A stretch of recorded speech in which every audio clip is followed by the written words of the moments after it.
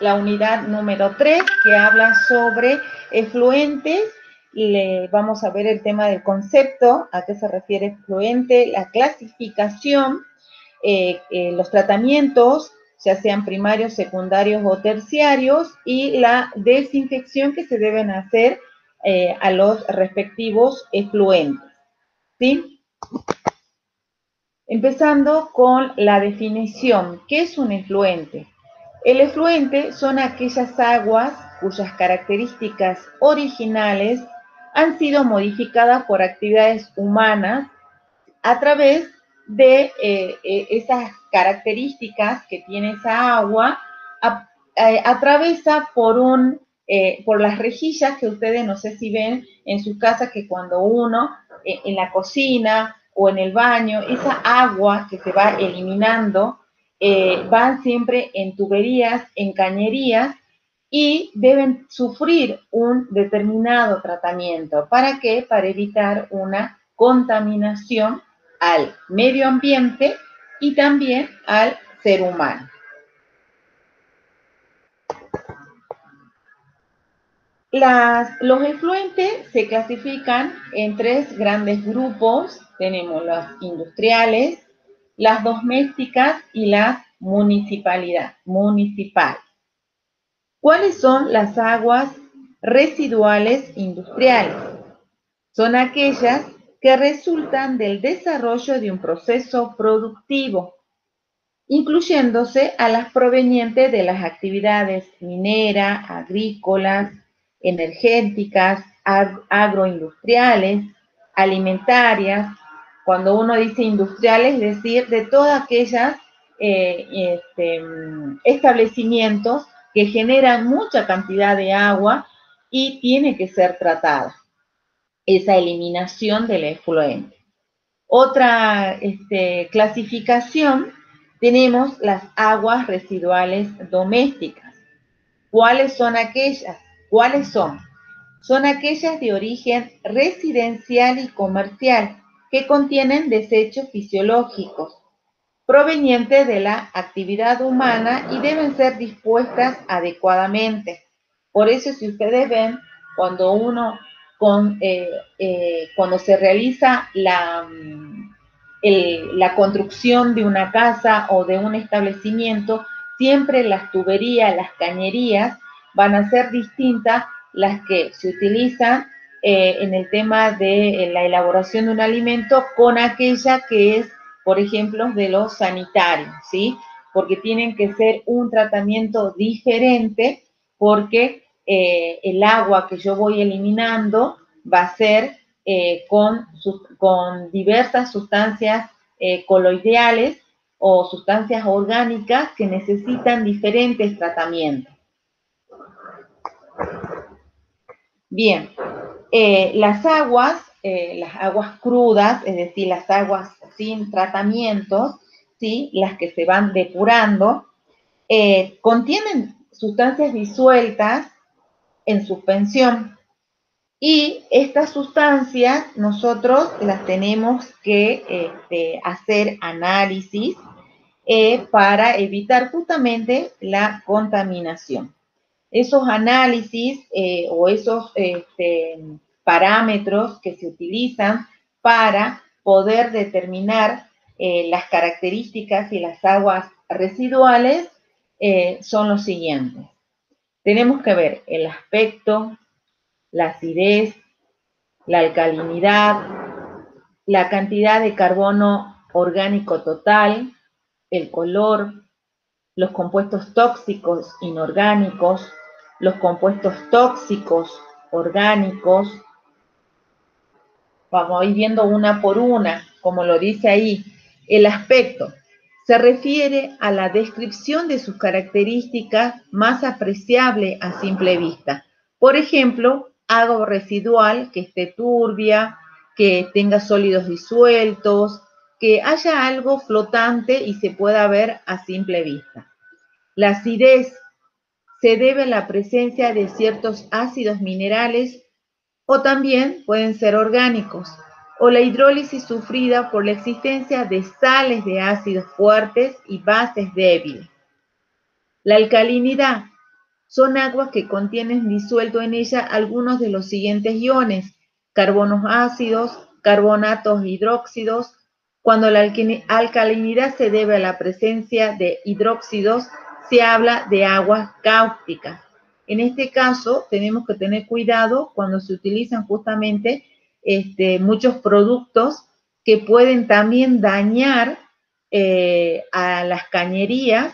Por eso hoy en día ya no se utilizan las cañerías que eran antes, esas como de mármol. Ahora se utilizan las plásticas, las de PVC, que son más resistentes. Carbono orgánico total, especialmente indicado para pequeñas concentraciones de materia orgánica, la que se mide por la cantidad de anhidro carbónico que se genera al oxidar en condiciones especiales a la materia orgánica.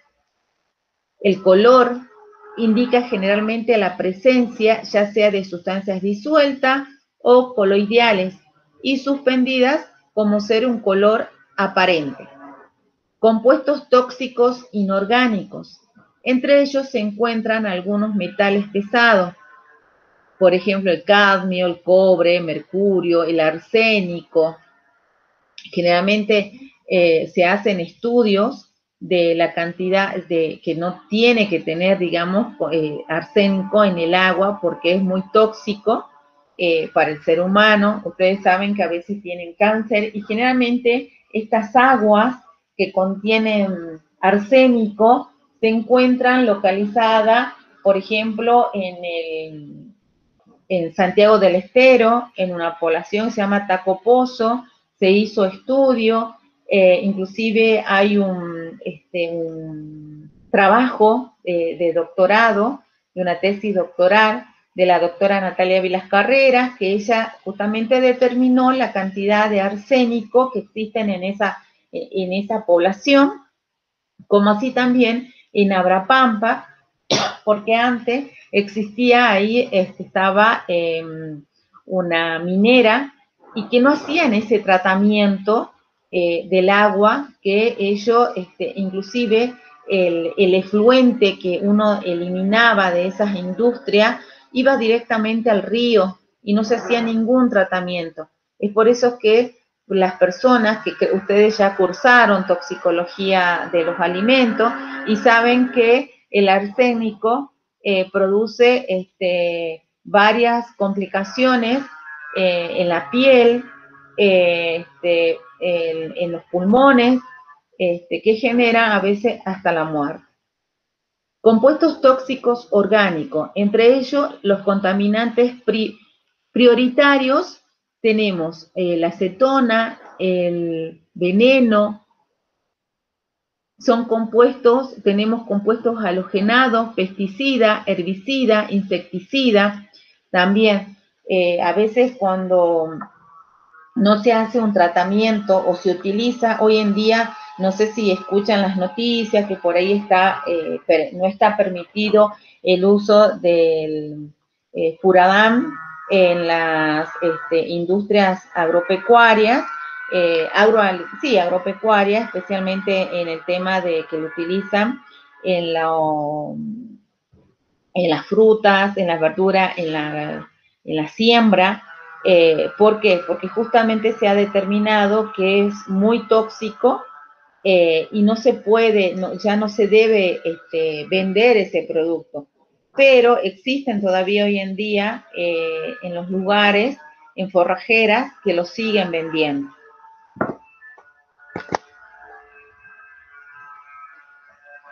También otros parámetros que hay que tener en cuenta: la conductividad, la demanda bioquímica de oxígeno, 5, que eso lo vamos a ver enseguida, la demanda química de oxígeno, el DQO, la dureza, los gases, la materia orgánica.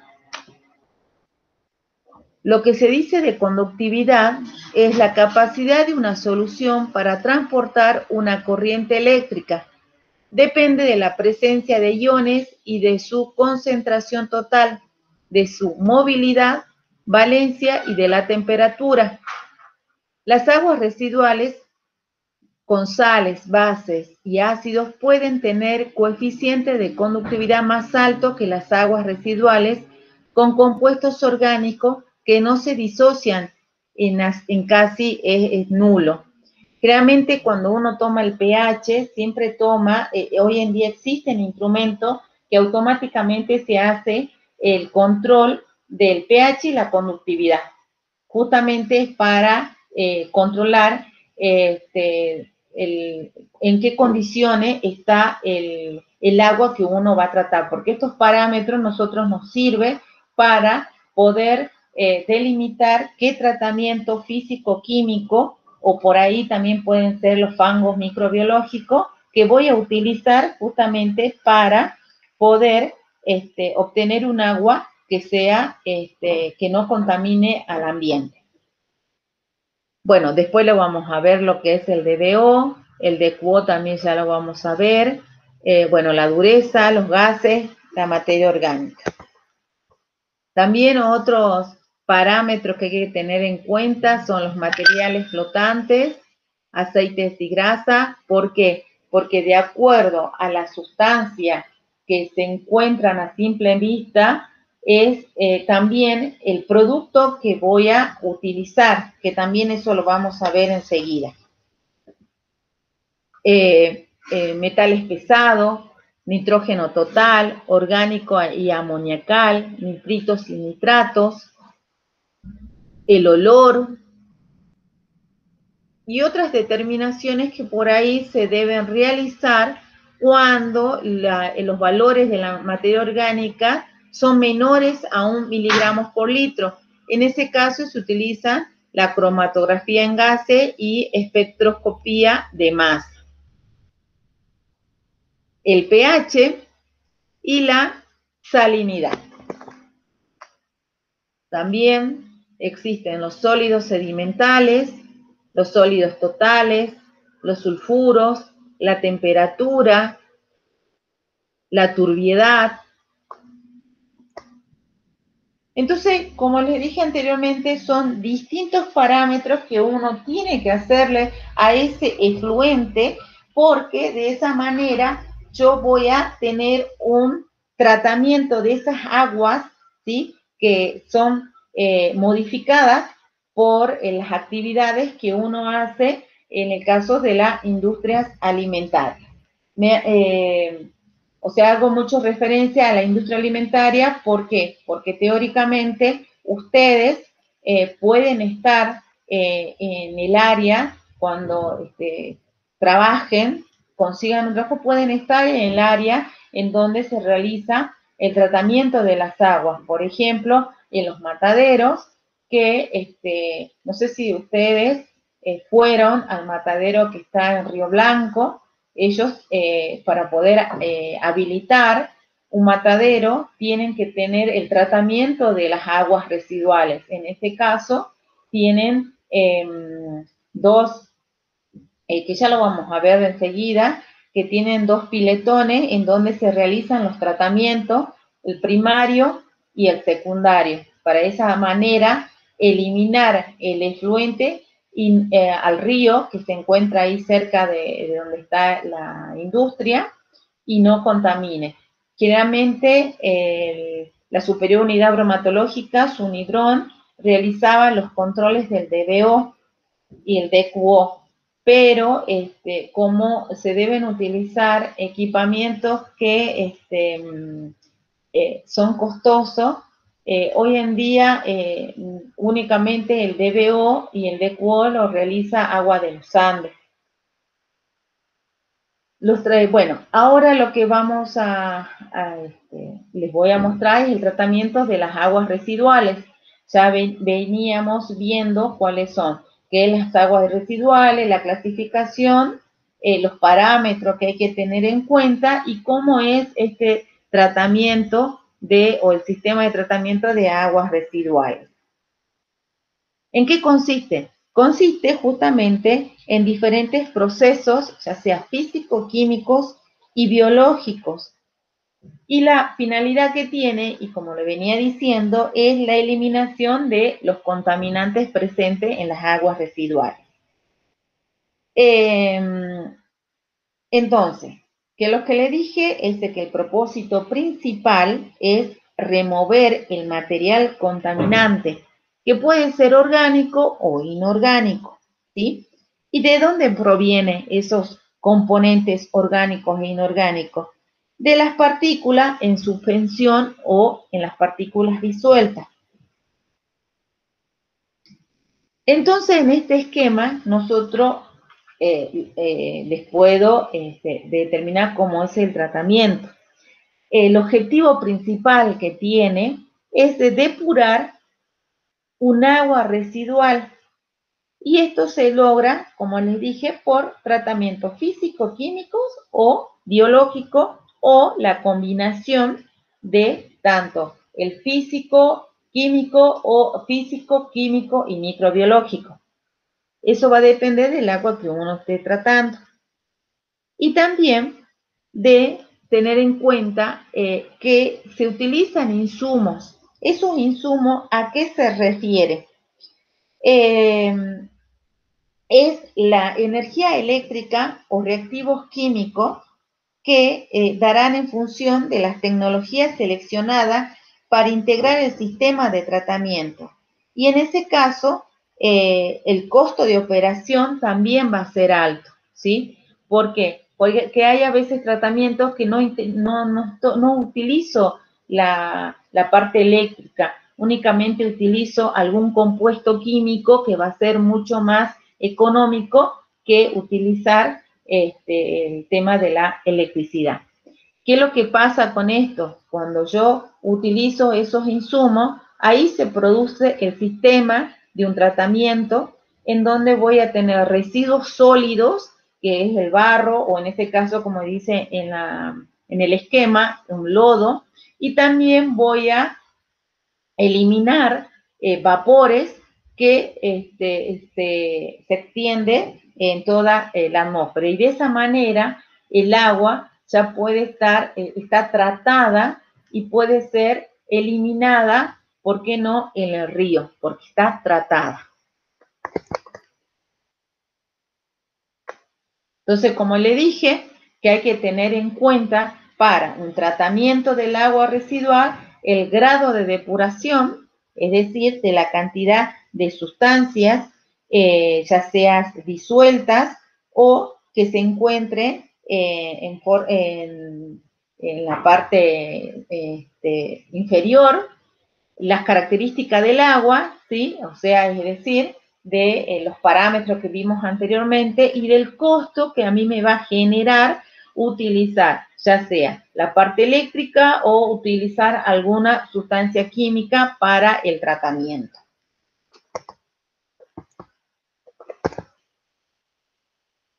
Bien.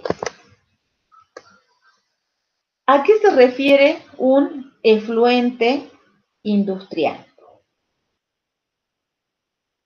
Se denomina efluente industrial a las descargas residuales derivadas de los vertidos originados por los distintos usos del agua industrial, como puede ser, un ejemplo, el agua de producción de vapor, el agua de purga de circuito cerrado, de la refrigeración, aguas de condensado, la limpieza de equipo. A eso se refiere ese efluente industrial, en la descarga residual proveniente de esos procesos industriales. Y generalmente se refiere cuando uno utiliza la refrigeración, la limpieza de equipos, que a veces uno utiliza justamente a chorro de presión.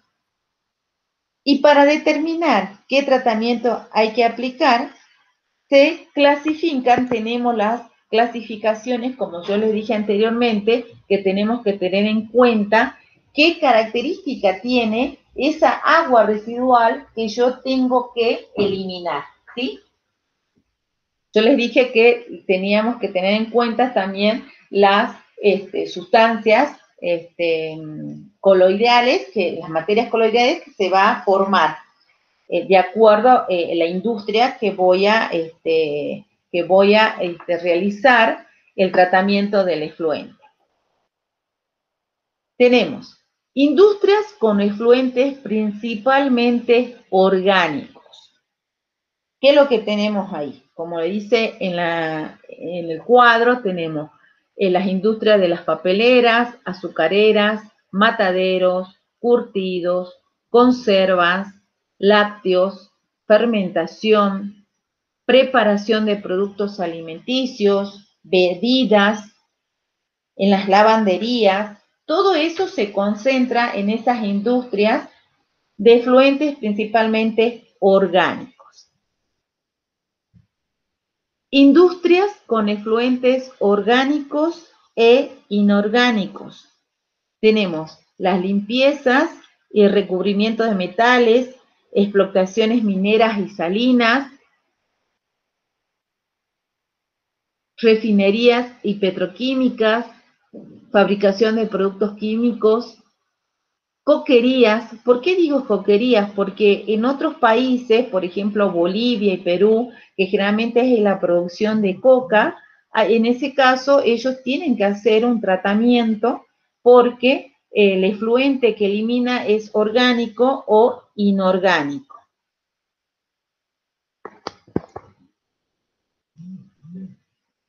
Perdón, hace rato le dije la limpieza y recubrimiento de metales y la explotación minera y salina, fabricación de productos químicos inorgánicos, eso se refería a industria con efluentes principalmente inorgánicos. Industria con efluentes con materiales en suspensión. Tenemos lavaderos de mineral y carbón, corte y pulido de mármol y otros minerales, laminación en caliente y colada continua, industrias con efluentes de refrigeración. En este caso tenemos las centrales térmicas y las centrales nucleares.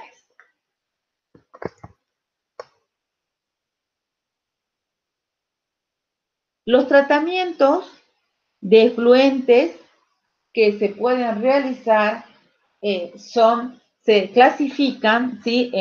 Se puede realizar un pretratamiento, luego viene un tratamiento primario, un tratamiento secundario, un tratamiento terciario o a veces la combinación de tratamiento secundario-terciario y la desinfección.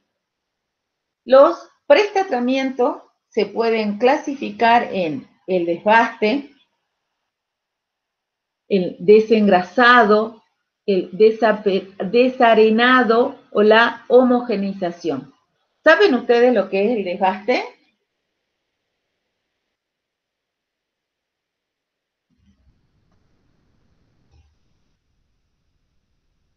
¿Qué significa cuando uno dice tratamiento por desbaste?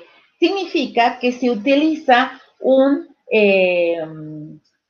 son rejas, ¿sí? Que están formadas así tipos barrotes y que son todas paralelas, porque en este pretratamiento se utiliza algo sólido, algo que uno lo pueda ver, ya sea en este caso con ese equipo, que son unas barreras, que seguro que en esto lo han visto si es que fueron, o cuando cursaron Broma 2, fueron aguas de los Andes, se utilizan las rejas, ¿sí? Que están formadas con barrotes y están todas paralelas. El desengrasado, en este caso, se utiliza en productos que puedan eliminar la grasa que uno ve a simple vista. El desarenado, como la palabra lo dice, se utiliza arena como pretratamiento. Y la homogenización también como tratamiento previo a los otros tratamientos.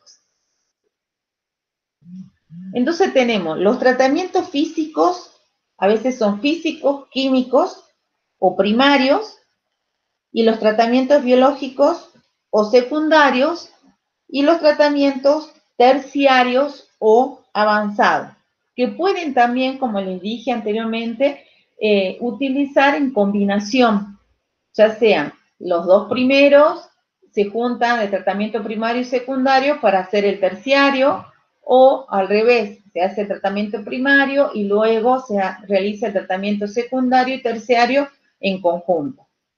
Bien, El tratamiento primario.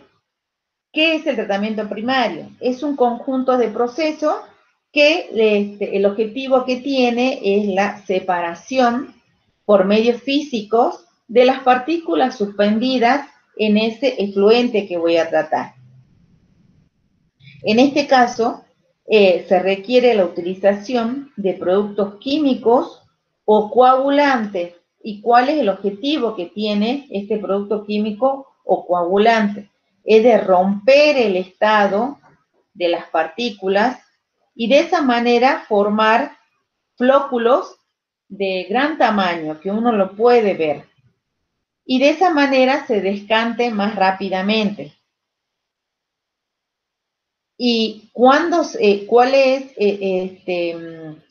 lo más fácil en este caso? ¿Cuáles los tratamientos que se pueden utilizar? Es la decantación, la sedimentación, la floculación, son aquellos tratamientos primarios que comúnmente más se utilizan. Perdón.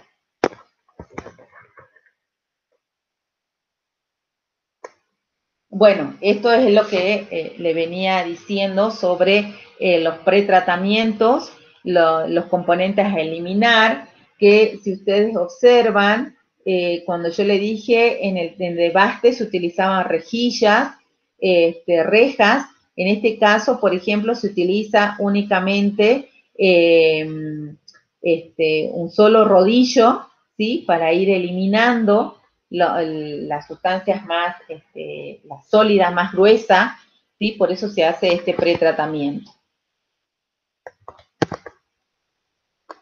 Bien, como le venía diciendo, en los tratamientos físicos encontramos diferentes técnicas, pero las más utilizadas y son menos costosas es la decantación, la sedimentación, floculación, que son más fáciles estos tratamientos y se utilizan en la mayoría de la industria. Acuérdense que el objetivo que tenía el tratamiento primario era de separar por medio físico las partículas suspendidas que se encuentran en el agua a tratar. Bien, vamos a ir viendo lo que es el tratamiento físico por sedimentación. Entonces, ¿cuál es la función que tiene el tratamiento físico por sedimentación? Como la palabra lo dice, es la de sedimentación, es separar las partículas suspendidas en el agua para posteriormente realizar una decantación, ¿sí?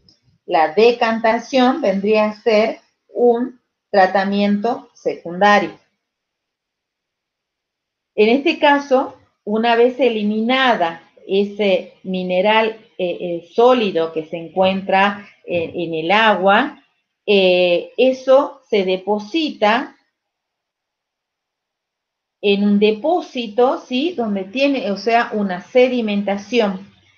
Y este proceso lo que hace es reducir de un 20 a un 40% la DBO, la demanda bioquímica de oxígeno, y de un 40 a un 60% los sólidos en suspensión.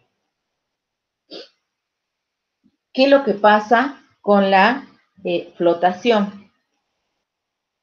Es un tratamiento físico que en este caso, al igual que el tratamiento de sedimentación, permite separar la materia sólida o elementos que estén en suspensión. ¿Cómo se realiza este tratamiento? Es a través del aire, se disuelve en el agua residual para luego liberar, ¿sí? Y con esa presión atmosférica que realiza en ese recipiente, ¿sí? Al hacer esa presión, se puede, y al ejercer esa fuerza de gravedad, en la cual supera la fuerza de rozamiento, empuja la burbuja de gas para ser eliminada, arrastrada y removida y para ser justamente eliminada. La flotación, en este caso, puede eliminar más de un 75% de los sólidos en suspensión. Entonces, si en una industria tenemos que elegir una sedimentación o una flotación, se debe utilizar la flotación, porque, como les dije, se elimina un 75% de los sólidos en suspensión. La ventaja también que tiene que con la flotación se reduce el olor que emana, que es muy fuerte. En este caso se utiliza en las aguas, por ejemplo, de todo lo que es sanitario, que obviamente iban materia fecal y tiene ese como compuesto orgánico que es muy flatulento. Entonces, en este caso, lo que hace es la reducción de esos malos olores.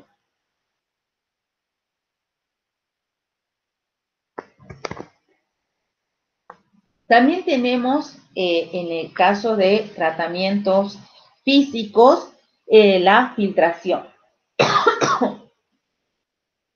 En este caso, se utiliza la remoción de microcontaminantes en agua y puede tratarse de microfiltración, ultrafiltración, nanofiltración y ósmosis inversa, según el tratamiento. O sea, en este caso, ¿por qué se va a utilizar esas tres clases de filtración que le estaba diciendo? La micro, ultra, nano filtración o también utilizada la ósmosis inversa, va a depender del tamaño de la partícula filtrada. Entonces, por eso se limita el tamaño de los poros de las membranas de filtración.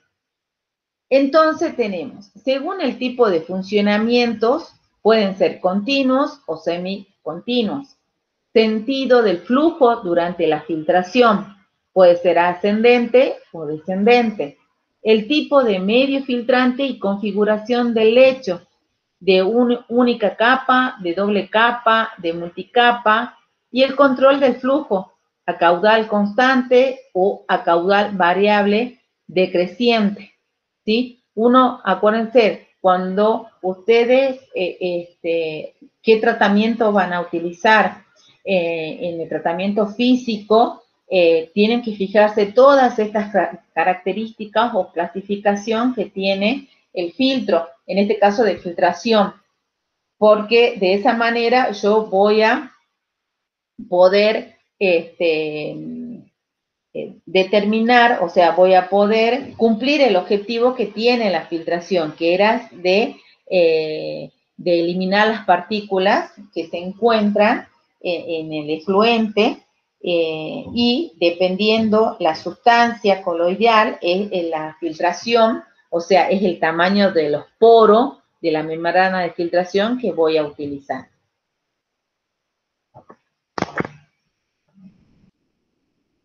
Con respecto a los tratamientos químicos,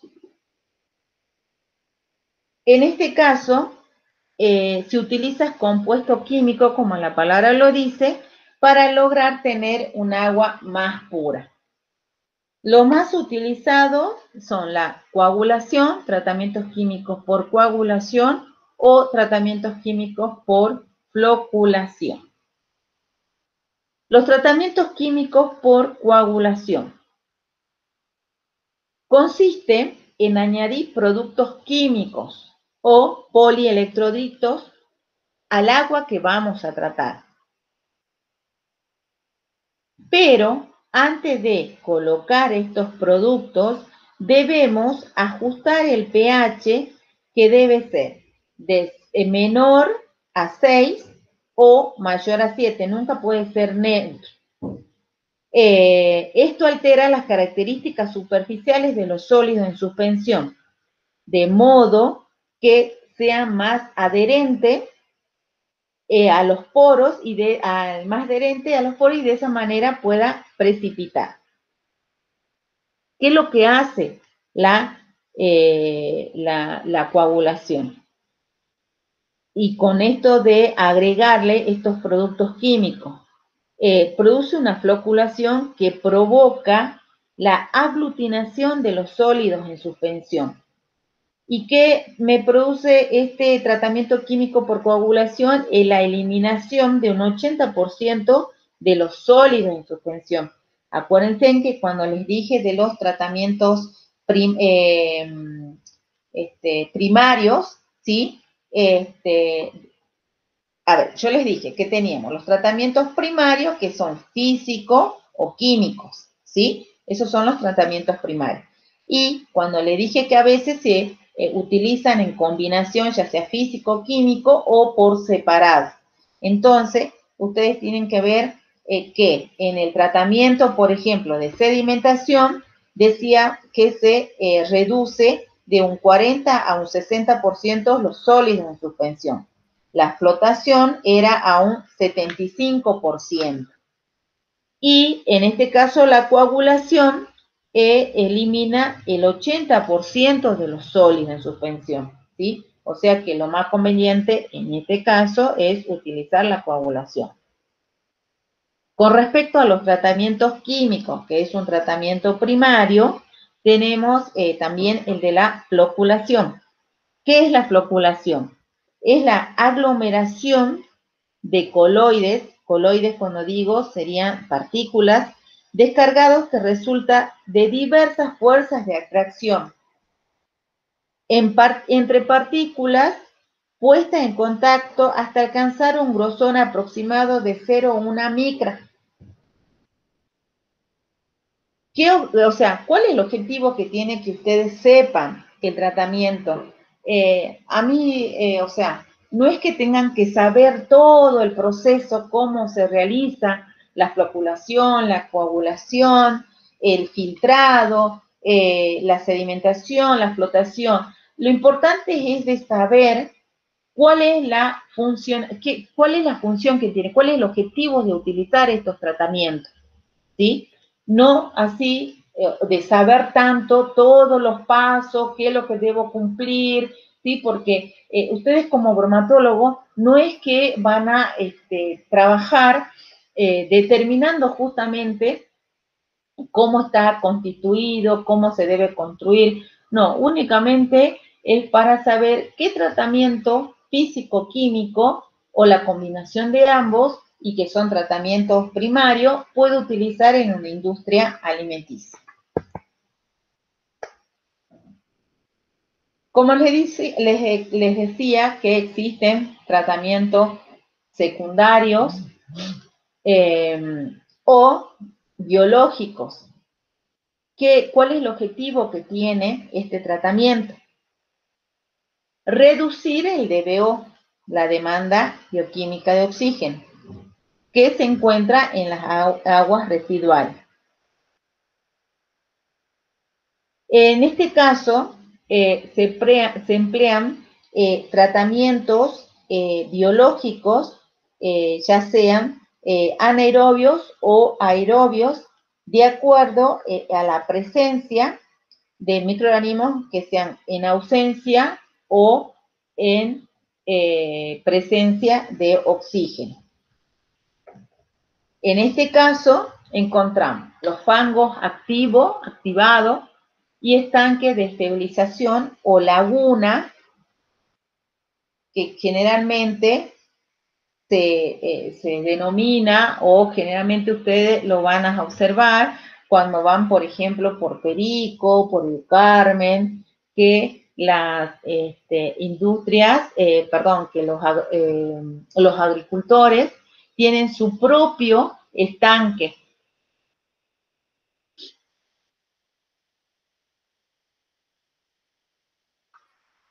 Como les decía, el tratamiento secundario, encontramos el fango activo. ¿Y a qué se refiere en este caso? Esto lo utiliza también el fango activo en algunos establecimientos faenadores y si no mal recuerdo también lo utiliza Agua de los Andes. ¿Cuál es la función que tiene este fango activo?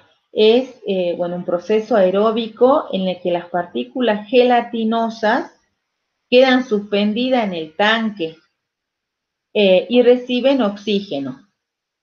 Estas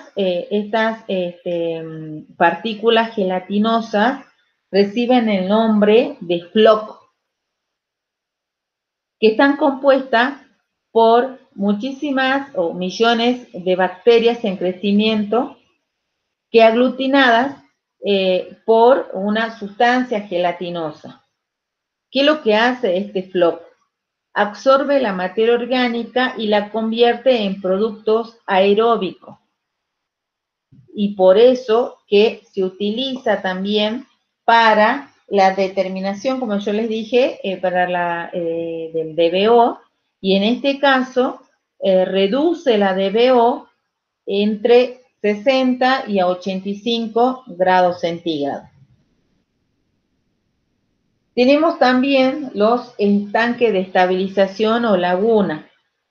Esta es otra forma de un tratamiento secundario o tratamiento biológico, en donde, ¿qué es lo que se hace? En este caso tenemos un estanque, o se llama así, estanque de estabilización o laguna, que lo que se requiere es una extensión de un terreno que sea bastante grande, y generalmente esto se puede realizar en las zonas rurales, pero como yo les dije, en las zonas en donde se produce, generalmente yendo a Perico o yendo al Carmen, siempre encuentran, por ejemplo, los tabacaleros siempre tienen estas clases de laguna.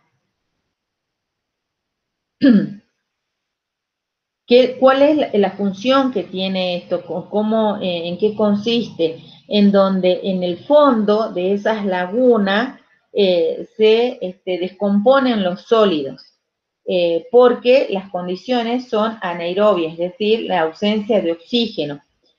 Y en cambio, las que están cerca a la superficie es en forma aeróbica. Y de esta manera permite esa oxidación de la materia orgánica que sea más disuelta y coloidal y pueda de esa manera reducir el DBO de un 75 a un 85%. Generalmente por eso es que se utiliza, si ustedes ven la diferencia, el fango activado generalmente se utiliza en grandes empresas porque en estos tanques, en estos tratamientos es muy costoso. Mientras que en el estanque de estabilización o laguna, lo que se necesita es un espacio físico. No es tanto el costo que me va a generar realizar un fango activado. Bien, le venía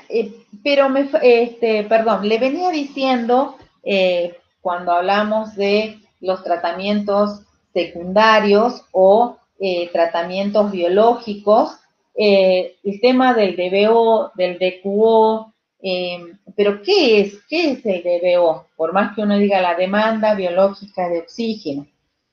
¿Qué significa? Es la cantidad de oxígeno requerida para la oxidación aeróbica de los sólidos presentes en el agua, ¿sí? Que están en el agua. Que generalmente se llama la demanda biológica de oxígeno o demanda bioquímica de oxígeno. Por eso el DBO. A veces le dicen DBO5 porque justamente el oxígeno son 5 oxígenos. Es decir, que mide un parámetro, ¿sí? La cantidad de oxígeno consumido al degradar la materia orgánica de una muestra líquida. Generalmente, ¿qué es lo que hace este ensayo? El método se basa en medir el oxígeno consumido, ¿sí? Por una población microbiana en condiciones en las que se han inhibido los procesos fotosintéticos de producción de oxígeno, en condiciones que favorecen el desarrollo de los microorganismos.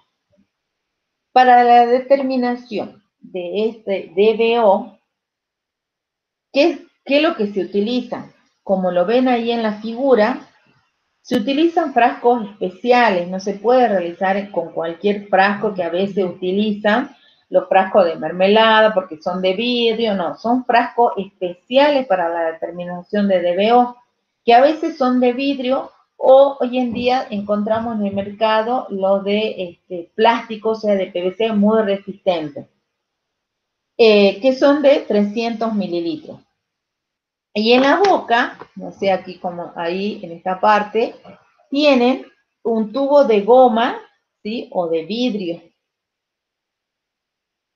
¿Qué es lo que se hace? Por donde se introduce el líquido a muestrar, de manera tal de evitar la absorción del oxígeno atmosférico y forzar el líquido a entrar en el frasco. ¿Qué quiere decir esto? Cuando uno realiza la toma de muestra, no puede, tiene que hacerlo en contracorriente. Y también hay que evitar que entre el oxígeno, ¿sí? Que entre aire. Es por eso cuando uno realiza este tratamiento, trata de introducir todo el frasco en contracorriente en el río para que no entre mucho oxígeno, porque si no, el tratamiento cuando se realiza en el laboratorio va a ser, no va a ser la cantidad de oxígeno que tiene la ideal. ¿Por qué? Porque ya en el agua de por sí viene el aire del ambiente y eso me produce un recuento del DBO que está no es el adecuado. Por eso que para realizar la muestra debe ser una persona que está capacitada para realizarlo. ¿Qué es lo que se hace? Cuando uno se toma la muestra, se desborda, como le dije, todo esa agua que voy en contracorriente, que voy a determinar el oxígeno disuelto. Luego se retira esa gomita que tiene, la goma, cuidando que el frasco se llene hasta el tope, ¿sí? Y se debe dejar, como le dije, rebalsar. Se tapa y se sella. Y de esa manera se lleva a determinar en el laboratorio. En el caso de la demanda química de oxígeno, ¿qué es el DQO? Es la cantidad de oxígeno requerido para oxidar a la materia, ya sea orgánica o biodegradable. Y el valor del DQO siempre es superior al DBO. ¿Por qué? Porque muchas sustancias orgánicas pueden oxidarse químicamente, pero no biológicamente, ¿sí? Por eso es mucho mayor. El contenido de materia orgánica, en este caso, es de un 50% de carbohidrato, 40% de proteína, un 10% de grasa. Y el pH puede variar entre 6,5 a 8.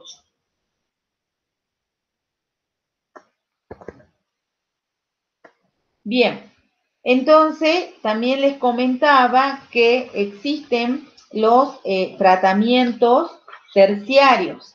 ¿Cuáles son esos tratamientos terciarios o también llamados avanzados? Que generalmente se pueden utilizar cuando es muy, o sea, sin el tratamiento primario o secundario, siguen habiendo partículas en suspensión, entonces sí o sí necesito este tratamiento, ¿sí?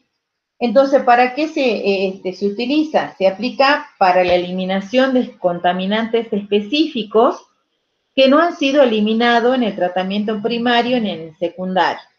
Un ejemplo puede ser de un compuestos químicos, nitrógeno y el fósforo. Perdón.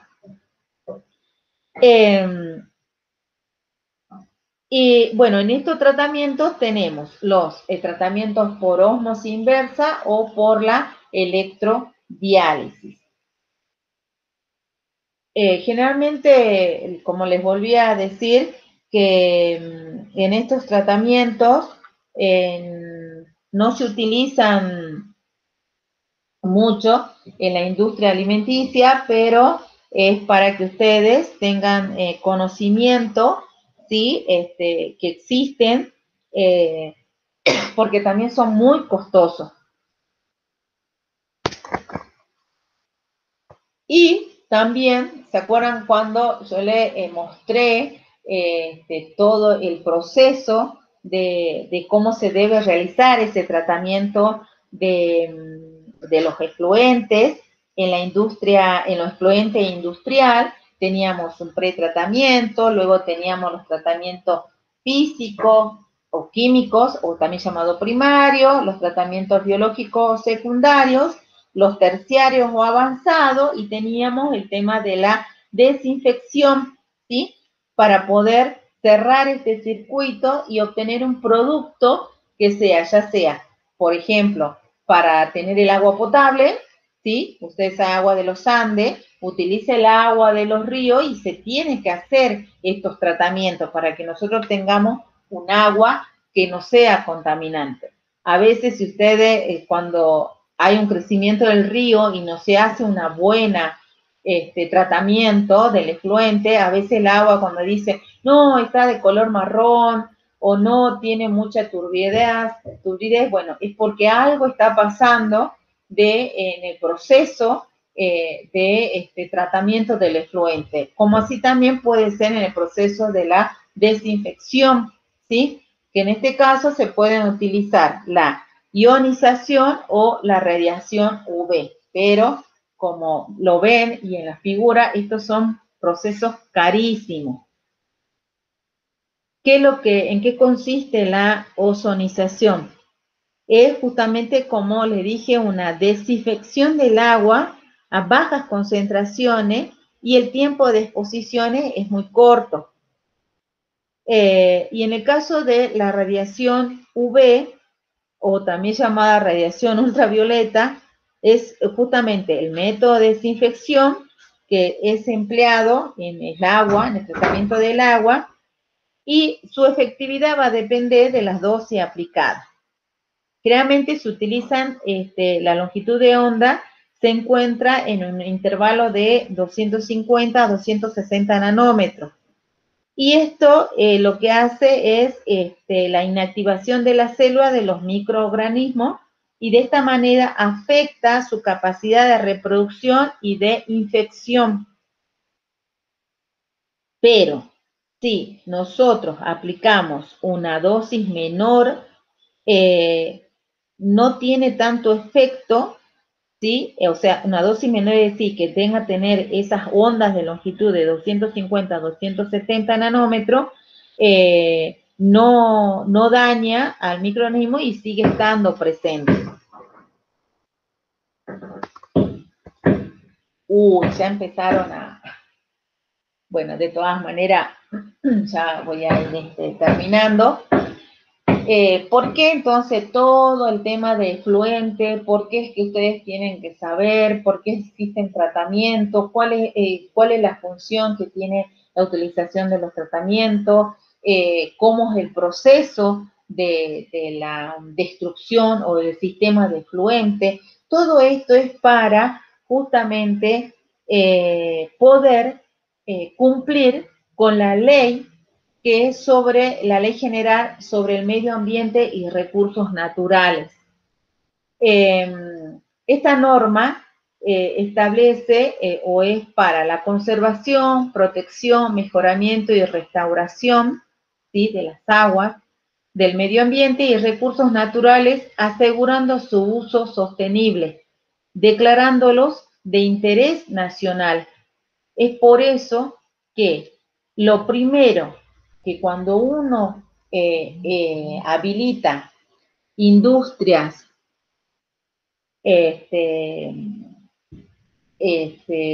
demasiado, o sea, las industrias, sí o sí, primero lo que preguntan, o primer requisito es cómo es el tratamiento del agua residual. Justamente para cumplir la ley general, ¿por qué? porque esa agua que yo voy eliminando, ¿sí? ¿A dónde la elimino? ¿A dónde la desecho? Justamente la desecho en el río. Y si esa agua no está tratada, si esa agua está contaminada, voy a contaminar el resto de los recursos naturales que existen, ¿sí? Y que es justamente por eso hay que cumplir con la ley. Bien, ya voy terminando porque ya son las 8, 9:35 y así ustedes pueden tener un pequeño descanso. Esta es la bibliografía que si ustedes quieren consultar sobre la clase de hoy, de la unidad número 3 de fluentes. Y con eso, bueno, terminamos. En este caso, bueno, tuve que ser súper rápida porque tenemos únicamente una hora y para evitar detenerlo más tiempo. ¿Dudas, preguntas? ¿Ya podés dejar de grabar, profe Cele? Iba, Anita, a pasarle el coloquio 3. Quienes hacen cada pregunta, si queda grabado, y de ahí paro la grabación, ¿te Buenísimo, parece? Porque el buenísimo. jueves que Sí, viene sí, tenemos el coloquio 3. El perfecto. coloquio, lo hacemos rapidito. El coloquio 3 son 17 preguntas. La pregunta número 1, Vilca Macarena. La 2, Lozano Fernández Ariadna, perdón. 3, Obando Cristian. 4, Lavar Laura. La pregunta 5, Corso Brandán Paloma. La 6, Contreras Mónica. La 7, Flores Adriana. Pregunta 8, Maldonado Liliana. Pregunta 9, Córdoba Román. Pregunta 10, Arroyo Camila. Pregunta 11, López Cecilia. Pregunta 12, Quipildora Andrea. Pregunta 13, Tejerina Claudia. Pregunta 14, Vilca Macarena. Pregunta 15, Lozano Fernández Adriana. La 16, Obando Cristian. Y la 17, Lavar Laura. Ahí está. Esas serían el orden. Igual ya saben que yo se los mando por WhatsApp. Así queda ahí registrado y en la grabación también. Y no se olviden de los trabajos prácticos, que hasta ayer ninguno había subido. Ahora sí tengo la grabación.